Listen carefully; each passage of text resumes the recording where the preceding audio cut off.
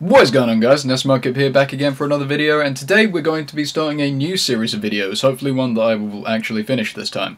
And this series of videos is going to be basically me indulging in a drug of mine, if you will. And that drug is nostalgia. Now, for most people, nostalgia is, feeling happy or, remembering things fondly that usually happened at least 10 years ago, 5 years ago, but for me it's totally different. For me, I can be nostalgic about things that happened last month, February 2015 is so much better than March 2015, fuck March 2015, sucks.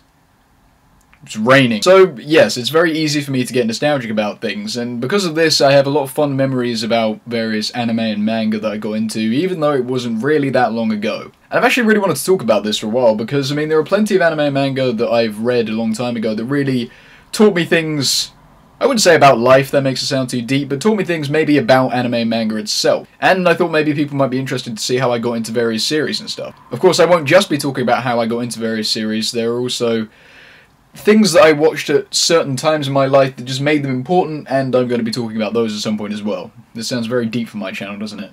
I'm not normally this deep. This series is Animemories. And I am very impressed that I seem to have been the first person to come up with that title. So, for this first video, we will be talking about the first manga that I ever read. So, if you will, cast your mind back to early 2011. Man, 2011, what a year. Planking was still a thing, the 3DS launched and had no games, Rebecca Black's Friday was the only thing people were singing. Man, 2011 sucked. But I digress, we're here to talk about manga. Well, kinda. Let me give you some context to the story here. Now, back in 2011, it has to be said, I was a little bit of a Nintendo fanboy when it came to video games. Basically, anything they put out, I was like, it's good, you guys. I only owned a Wii, I didn't own a PS3 or an Xbox. I thought they were stupid and just the only reason you need to buy them was because graphics. Man, I was a dumb kid. But anyway, because of this, I was very excited for the 3DS launch. I don't know why, since the only game coming out was Nintendo's, but for some reason I was anyway, and I'd spent the past year or so saving up for a 3DS, and at this point it's extremely overpriced price of about 230 quid, so I've been saving up for this for ages, saved up 230 quid, and I'm about to head off to the midnight launch. And so I do, and I get to this midnight launch, and there's like 5 other neckbeards there, and I'm there with my mum, so I'm looking extra cool, by the way. But anyway, so the disgruntled game employee at the front comes out, and he's like, okay, we're going to pick one pre-order out of the hat, and whoever we pick out gets the 3DS for free. Now, I thought this was going to be all pre-orders they had at the store, but they were only doing it out of people who were there. So I had like a 1 in 5 chance of getting a free 3DS. A free 3DS. And guess what? I did!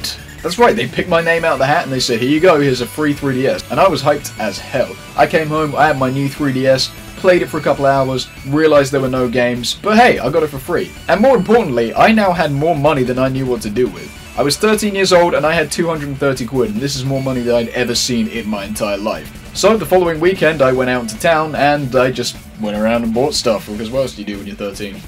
I didn't save my money, I'm not responsible. Anyway, so after buying a few pointless video games and stuff that turned out to be kind of bad, I went to Waterstones, which if you don't know is a bookstore chain here in the UK.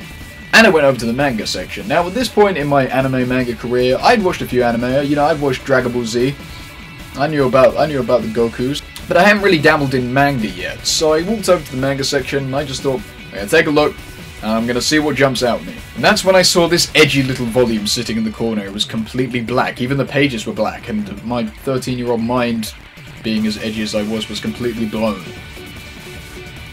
Death Note. Yes, that's right, the first manga I ever bought, in case you didn't know, was Death Note Black Edition Volume 1, which is a little omnibus volume that combines the first 2 volumes of Death Note. So, I picked this up in the store, I'm looking at it, I'm like, whoa, it's shiny and it's bigger than a normal volume.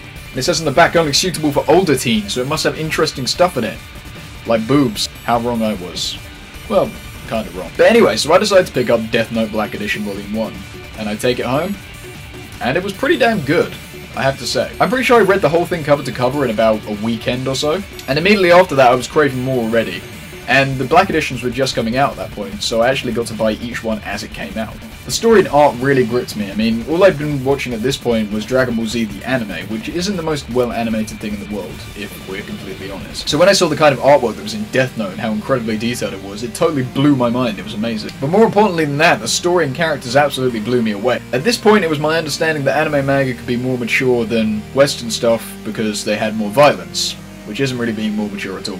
But Death Note was really the first thing that showed me that anime manga could have more deep psychological themes and emotional themes. Of course, Death Note isn't really the deepest thing in the world, it's still a Shonen Jump manga at the end of the day.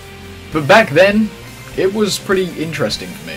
So, you know, after I read this volume of Death Note, I think I'm the hot shit. I've just read the most mature, deep, sophisticated piece of literature ever published by man. You know, I go up to my friends, they're watching stuff like Dragon Ball Z, I'm like, yeah, you know, Dragon Ball Z is cool, but Death Note is for true scholars. And so I get a couple of my friends hooked on Death Note, and they start to enjoy it as well. They thought it was pretty cool. Yeah, you know, I go up to my mom, she's like watching EastEnders on TV, so I'm like, yeah, you know, EastEnders, fucking Death Note! Basically, I was trying to get everyone into Death Note. It was like the most insane thing I'd ever read at the time, which is, you know, a little silly now, because it's not that great. But Death Note really did teach me an important lesson about anime and manga as a whole. I realised that anime and manga could be deeper, more mature on levels more than just having lots of violence, but they could also tackle deeper emotional and psychological themes as well. And if I hadn't read Death Note, I don't think I ever would have gotten into some of the psychological stuff I read today. For example, Welcome to the NHK. So overall, what I really value about getting into Death Note isn't really the experience I had while reading it, but more the fact that it taught me a lot about the medium and of anime and manga as a whole. If I hadn't read Death Note, maybe I would just be reading Naruto and other crappy battle shows today. Death Note became a little lackluster during its second half, but I still love it overall just because of what it taught me, basically. And that's pretty much all I have to say on how I got into Death Note. I hope you enjoyed this video, and in the future I'll be tackling plenty of other series and how I got into them and my misadventures with them. Including two very big series that Del will be here with me to talk about because he got into them around the same time I did. And they will be very long videos, trust me. But there will also be some shorter ones and stuff like that, so if you enjoy this, you know, tell me and I'll make more in the future. So thanks for watching, guys. I've been Animemories, and I'll see you guys later.